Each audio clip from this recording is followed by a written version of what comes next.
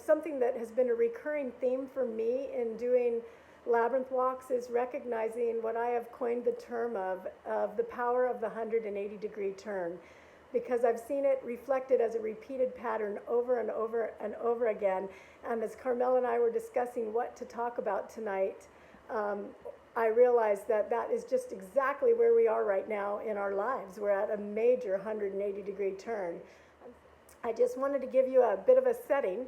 So where I'm sitting right now is at the end of the rainbow. This is the Sacred Garden Valley, and the labyrinth is located right at the bottom of that rainbow, right back there. I wanted to talk about how the 180-degree turns allow us to change our perspective, and that we start approaching things from one direction, and then when we turn, all of a sudden everything looks different. And it really gives us an opportunity to pause and reconsider things that we may have previously perceived. And I'm probably going to talk a little bit out of turn because of the slides, but you know, one of the things I've noticed is that we tend to identify something as good, bad, right, wrong, my way, your way, from the very get-go when an event happens. And that power of that 180-degree turn is where we're able to see something from a completely different angle. So I'm going to go to the next slide and just talk a little bit about how the Sacred Garden came to be. And some of you may have heard this when I was at the conference, but these are pictures of the greenhouse back in about 2006. My husband and I bought a property here on Maui that had a 10,000 square foot greenhouse. And I actually feel that buying this property with a giant greenhouse on it was a 180-degree turn that threw my life in a completely different loop, but I did not know it at the time. So we bought this property with this large greenhouse, and this is actually after it was cleaned up for a year, because when we first bought it, it was quite literally dark and negative. It had the people had been caught smuggling heroin in the bottom of the orchids, and it had this dark energy to it, and it also was dark physically. There was shade cloth and a dirty roof and things that made it really dark inside, and all the plants were dead and all of the weeds were alive, and it was a really big problem. And so as we navigated this situation, my husband and I contemplated tearing it down, but that was going to be too much work. And then we rented it to a nurseryman who started to bring it back to life, but it still just was not quite working. He was never there, so he was behind in rent. We were trying to decide what to do, and this is when I got this little voice in my head that says, you need to get in there and get involved. And I go, no. I don't do greenhouses. I'm a labyrinth facilitator. I'm a speaker. I'm a relationship coach. I do all these things. I don't do gardens. And the little voice would say, get in the garden. And then again, I said, no. Get in the garden. Finally, your name is Eve. Get in the garden. So I finally surrendered, and if you'd switch to the next page, I basically just decided to be open and see what that would look like if I just was obedient to the divine orders I was receiving. The Sacred Garden resulted as this absolutely beautiful, amazing place that people come to from all over the world. We actually had over 17,000 visitors last year, which is remarkable. And you can see our labyrinth. We have an 11-circuit labyrinth outside, and if you go to the next page, you'll see our 7-circuit labyrinth. So this is what the labyrinth and the Sacred Garden turned into when I allowed that 180-degree turn to turn me. Instead of trying to forge my path, going the direction I was going, when clearly the guidance was going the other direction. And I find that this is an opportunity and an invitation that we have in life pretty regularly. We think we know where we're going, and then we fall in love and things turn a different way. We think we've got it figured out, and then we lose our job. We get a new job. We go to a new school. Somebody's born. Somebody dies. Something happens. And as I said before, we are right now in history in the middle of one of those most amazing 180-degree turns. A few years ago, in fact, it's probably a lot of years ago, I met with Jeff Sayward at the Labyrinth Society conference. And one of the things that he said to me that was so impactful on me was that he said that if we were looking at the number of labyrinths that were built over the last 2,000 years, the graph would be this very, very, very slight incline until the last 20 years, where it really, really spikes up. And he pointed out to me that if we look back in history, we're going to see that major turn of events and recognize that we are the history We are the people who created that. And that spike in the labyrinth popularity and the number of labyrinths around the planet was due to us. And I love that concept because I also think that right now we're in the middle of something that is going to change our world as we know it. And I am prayerful that it's going to change it for the good. But we're going to look back in history and recognize we are the people who lived through this major 180-degree turn. The repeated theme that I continuously come up with on the Labyrinth is that of what are we here for, what are we wanting to practice, and what are we wanting to master.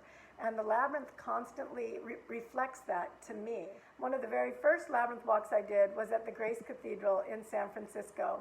And when I did this walk, I was making a big deal out of it because I'd journeyed 3,000 miles to walk the Labyrinth and invited friends, and I was taking my shoes off. And while I was walking the Labyrinth, a woman walked across the Labyrinth with her shoes on, and I went into judgment. Now, this was like 25 years ago. So I went into all this judgment, like, doesn't she know what this is? And of course, nobody knew what this was at that time.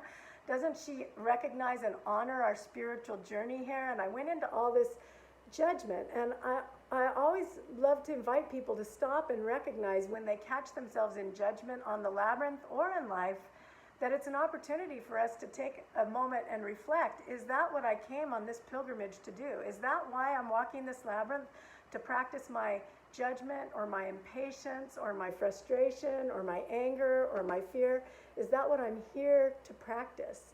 And that gave me an opportunity to really step back and take what I call a meta perspective, where we stop and rise up and watch ourselves. And when I realized that I was upset that she walked across our spiritual path, when I took a deeper look, I realized that she was on her way to the altar, and we were right in the way of her spiritual path. And that's the concept of the 180-degree turn that I think is so critical for us, because as we have that opportunity to take a look at what we're thinking or what story we're making up, it gives us an opportunity to question that and see if we can find something more powerful. So what I've found, and I mentioned this earlier, is that the ego has these very narrow blinders, and the ego mind tends to label things as good or bad or right or wrong when it's trying to make sense of something that it doesn't understand. And the problem with that is that we tend to believe that which we think. So what I do with people all the time is work with them to recognize that the stories they're telling themselves and the beliefs they're coming up with are not necessarily true. And just because we believe something doesn't mean it's true, and just because we don't believe something doesn't mean it isn't true. And if we can really practice recognizing that the story that we're telling ourselves is just a hypothesis instead of the truth, we have the invitation and the opportunity to drop those ego blinders and see a much wider range of possibility. I'm just going to share with you another moment of a 180-degree turn. This is my Labyrinth on Maui, and it is beside a stream, which you can just see in the background beyond the person with the umbrella. We get quite a bit of rain here. You'll see that the river gets quite close to the edge of the Labyrinth. That about 7 years ago, this was the morning I was admiring that people were outside taking a walk on the Labyrinth with their umbrellas and in the rain, and it looked really beautiful. And then the river started rising and rising and rising. And if you go to the next screen, this was that same Labyrinth, the same day, just a little later in the day, when the river overshot its banks by considerable amounts and ended up completely covering the Labyrinth. And if you go to the next screen, you'll see the result of that. And so by the next morning, my Labyrinth was completely decimated. Now, what my ego mind did in that moment went, this is bad, this is really bad, this is terrible, and I thought it was horrible, and I was very upset about it. And then someone sent me a video about the Buddhist practice of creating sand mandalas. So if you go to the next screen, you'll be able to see that what the Buddhist monks do is they create these beautiful sand mandalas, and they are intricate, as you can see. They work really, really hard on them and create this beautiful masterpiece.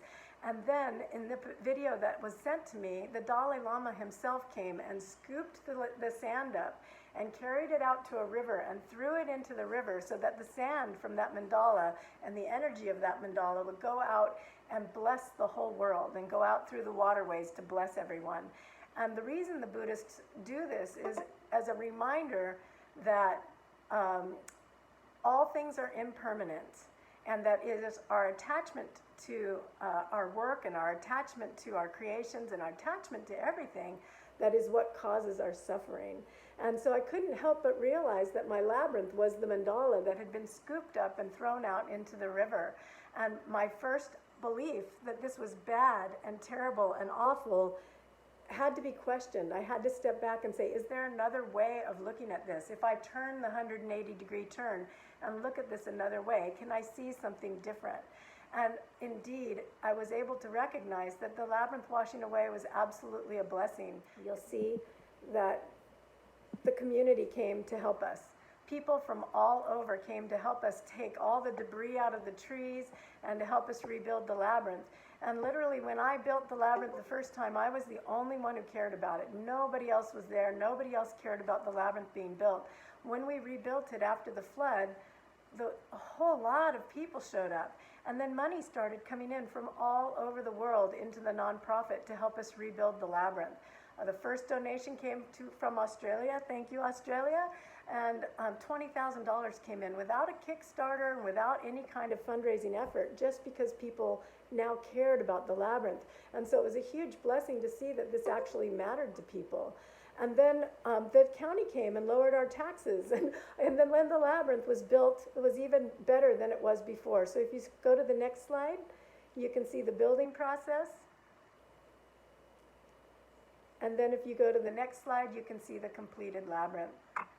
And I love sharing this because it's so powerful, at least it was very powerful for me, in recognizing that what I first perceived was bad was actually good. And after playing with this concept of looking at the power of the 180-degree turn, I couldn't help but notice something. If you go to the next screen, you'll see that where this is, the sacred garden is at the very, very bottom in the center of the page. That's the greenhouse that you see there. We are on a hairpin turn. And so it seemed like it was very much a theme that was presenting itself over and over and over again on the labyrinth as a reminder of the labyrinth. And if you go to the next screen, I just threw this one in for fun, because it's really two arrows pointing two different directions to our two different labyrinths. But what I love about it is that reminder that we have options here in which way we go, whether we go into our fear and our stress and our panic, or whether we look underneath that. And I actually really love teaching people about the concept of the beauty of fear. If we are able to imagine that our fear is like a boulder on the pathway that is actually marking the treasure. If we can recognize that and look underneath our fear to see what's underneath it, we have the opportunity to align our energy with what we want to create instead of aligning with our energy of what we don't want. So I invite you, as you go forth through this time when fear starts bubbling up, to take a deep breath and thank it. It's not trying to hurt us. It's not trying to freak us out. It's just trying to mark something that's important to us, whether that is health, whether that is our financial abundance, whether it's our sense of community, whether it's our what we love about our life. That fear boulder allows us to look underneath and see what else is there that matters to us and that we treasure. I wanted to share this with you. So right before 9/11, they did a USA Today poll. And this was the Americans' values prior to 9/11. And you'll note that at the very top is career, and right underneath that was heart, which I'm, without their definition of these words, I'm assuming that's relationships. And right underneath that was wealth. And underneath that was health, then family, home, God, and country. And then they did the exact same poll after 9/11, and this is how it's shifted. So you'll note what was first was career, and now it's family. And then heart stayed the same, relationships, and then God, which was way down at number 7. And then health. and then country, then home, career, and wealth. And what I think is so interesting and important about this poll is that in my observation, what happened when the 9/11 attacks happened is we got so shaken up, we did a 180-degree turn and had to ask ourselves, what are we here to practice? What are we here to master? What are we here to live for? What matters to us? And in so doing, we shuffled our values all around. But unfortunately, we are not so steeped in education on how to keep our families healthy, keep our relationships healthy, and keep our spirituality healthy. Those things that move to the top of the list are not the things we're taught in school. We're taught how to do career and wealth and various other things. We're not so much taught how to keep love alive. And so what I maintain is that slowly over time, this started to go back to the way it was. And around 2008, it was all back the way it was. And then we had the crash of the economy in 2008, where we all had to go through another 180-degree turn and question our values and connect with what are we here to practice and what are we here to master. And we shifted things again for several more years. And then it all went back, almost worse than ever in the last few years. The pendulum has swung back into this complete craziness. I think we're feeling it certainly in our country, but it appears to be internationally. And I maintain that we are now going through another one of those major shakeups that's turning us around, and hopefully we'll get it right this time. And if you go to the next screen, what I've seen is that we are discovering as a human population, a worldwide human population, that we can actually work together to do drastic measures when our life and death are dependent on it. And we have the ability to really change the way we're doing things to save ourselves. And that could extend to our environmental issues as well. Once we learn from this pandemic, we can take this lesson of the 180-degree turn to help save the environment as well. We're already seeing things clearing up all over the world because people have taken a rest, a stop. And I can't help but wonder if that doesn't take us back to the wisdom of the seventh day of rest, whether it's Sabbath or Sunday or what have you. There's certainly a lot of traditions that say we should take a day of rest, and if everybody in the world did that, wouldn't that be amazing? And this picture is in the center of the labyrinth, and so to me that is also a turning point where we turn and we go and reflect on where we go from here and what are we here to master and what is it that we're trying to create. But I want to share with you an exercise that you can use on the labyrinth to do what I call making peace with the past and also recognizing the power of these 180-degree turns. This exercise is an invitation to take a piece of paper the long ways and draw a line down the middle, and at one end put birth and the other end put now, and create a timeline with 28 events on it. And my invitation to you is to, if the event is perceived as positive, put the little line going up and write what the event was above. And if the event was negative, put the line below and write what it was below. And just experiment with that. You don't need to know the date things happened, but it's helpful if you put them in sequential order because you'll find one thing led to another, and that's really helpful. Now, you'll immediately discover something right away, is that some things you can't place as positive and you can't place as negative because they've neutralized with time and perception. And so with those, you can cross the line right down the middle and write it on either side. And when you have an opportunity to do this with your 28 events and then take a step back, that last note on the page says, what do you notice? What I've found when I do this exercise with my retreat guests or my clients is that a lot of times they go, wow, the bad things came in groups, or something I thought was bad in retrospect really had a good side to it because of what it led to. Or, you know what, I had one person tell me, I thought my whole life would have been negative, but it was only seemed negative and looking backwards through these last few things. And those things were difficult, but the rest of it kind of neutralized. And my experience is that things neutralize over time and perspective. So the things that are most recent haven't had the time to neutralize yet. And so right now, as we're facing this major situation, most of us are still seeing this as really, really, really bad and scary and awful, but we haven't had the time and perspective yet to look back and see what the change is going to be.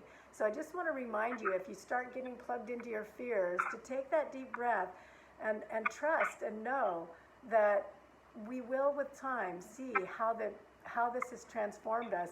If not as a society, which I'm hoping as a whole global society it transforms us, but certainly as individuals we have that opportunity to allow this experience to transform us and go back to that question of what am I here to master, what am I here to practice, and how am I doing with that?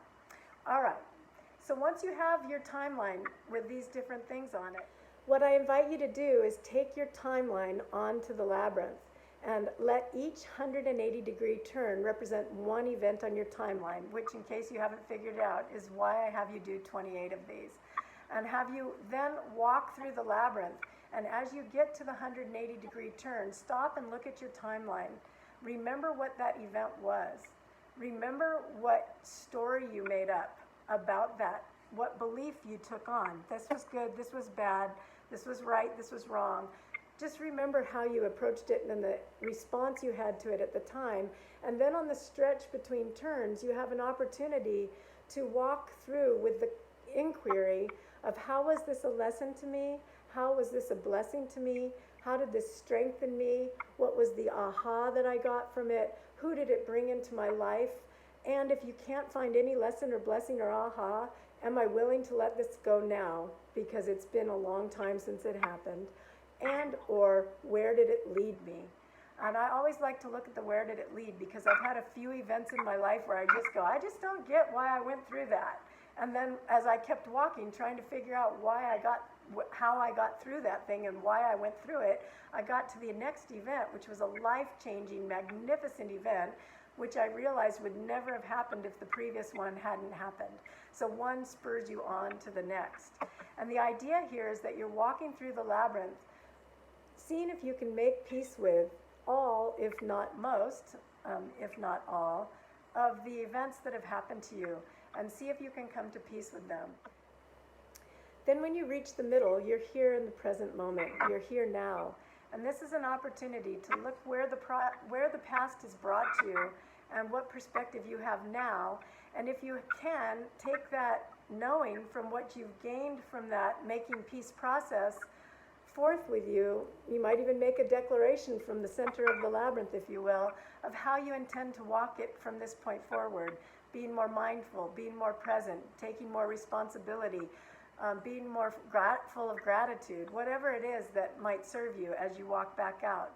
You're walking out into the future, and what you discover quite quickly, because your paper no longer has those events on it, is that you still have 28 180-degree turns ahead of you, but you don't actually know what they are. And so there's an interesting experience that happens, because sometimes fear comes up as you head into the turn, like, wow, what is this turn? Some of them are predictable. They're good things. Weddings we know are coming, vacations we know are coming, births we know are coming. Some of them are not so fun things, the death of our family members, or these uncertain turns that we're facing right now. And as we recognize that the task of this walk, the task of this labyrinth walk, is to disempower the events and empower how we respond to the events, we can transform the future from the present moment. And this is the exercise that I invite you to walk forward from this with, whether you're doing it on an actual labyrinth or you're just walking through your life. When these events happen, if we just stop and breathe and recognize that it is not the event that makes or breaks us, it's how we respond to the event.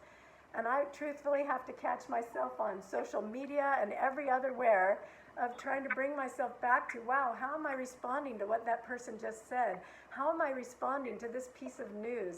How am I responding to this fear? How am I responding to this situation? And I really believe that if we can switch into more of a empowered, like disempowering the event and empowering the way we respond to it, and really bringing ourselves into alignment over and over and over again with each step through life. How am I aligning my words, my thoughts, my actions with my ultimate higher self and my ultimate vision for how I want to be here and what I want to do here, we can actually turn the whole situation around. So the question is the exercise that you gave us with the timeline, the piece of the past timeline. Is that something that we would be able to share with others? Would you be okay with us sharing that with others, or is that personal for just this group tonight? Of course. I mean, what good is a labyrinth if nobody walks it? And what good is an exercise if we hoard it to ourselves?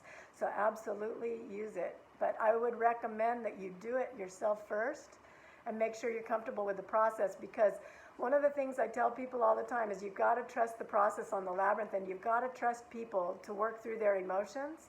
And people will have emotions, and you've got to also recognize as facilitators that sometimes what people are walking through are really heavy things, being raped, being abused, they're big things.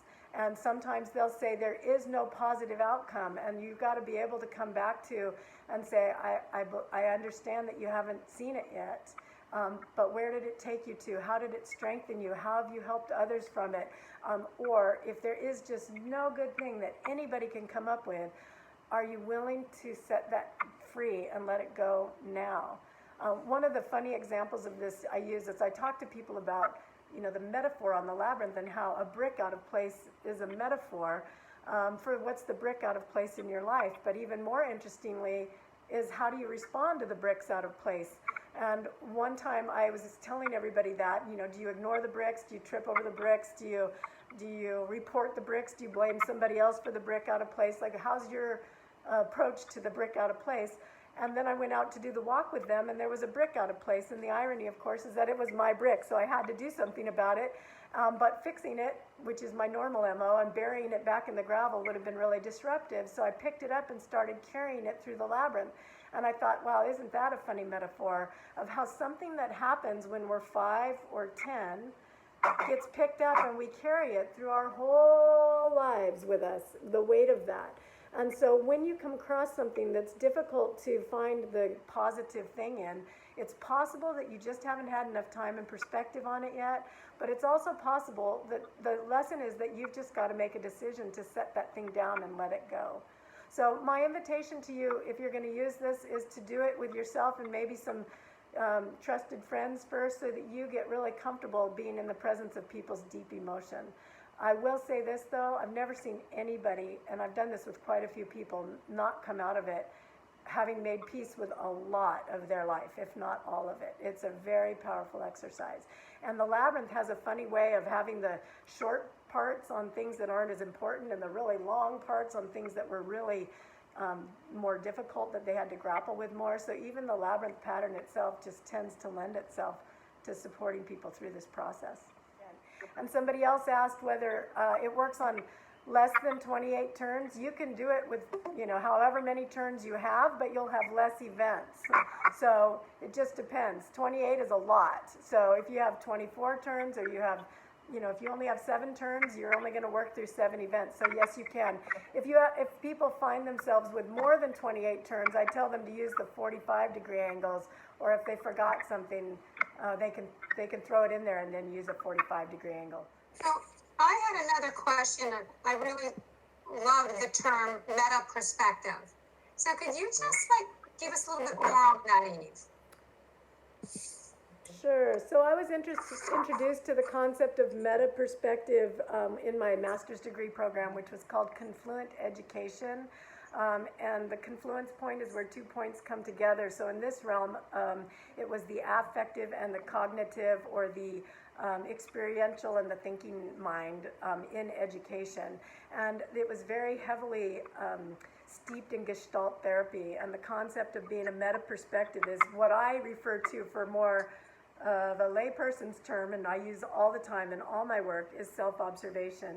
And that's what I think the labyrinth is one of its best things for, is allowing us to practice really becoming what I call rising up and watching ourselves, not from our judging ego mind, because we're already gifted at that, but really from a higher perspective, a meta perspective of noticing, what am I doing, what am I saying, what am I feeling, what's the story I am buying into, what am I doing right now?